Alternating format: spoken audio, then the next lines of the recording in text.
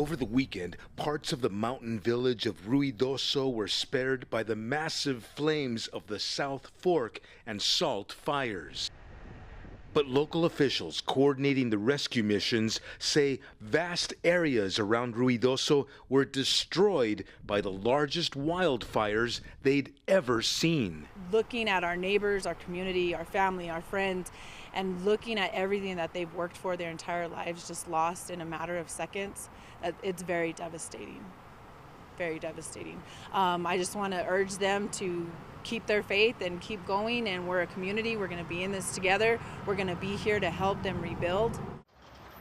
Scores of well-trained state and federal firefighters and rescue teams arrived Saturday to back up weary local crews. Search and rescue teams from surrounding southwestern U.S. states, including California, Utah, Colorado, and Texas, have been deployed here to the area of the fires just in case more victims' bodies are discovered.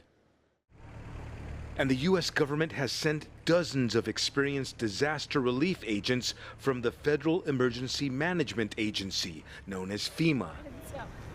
They brought specially trained dogs to find both lost survivors and those killed by the wildfires.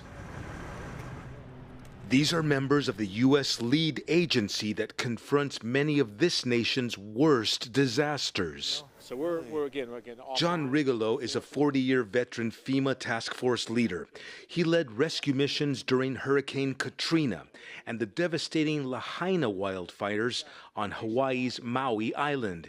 Rigolo says his teams are ready for anything.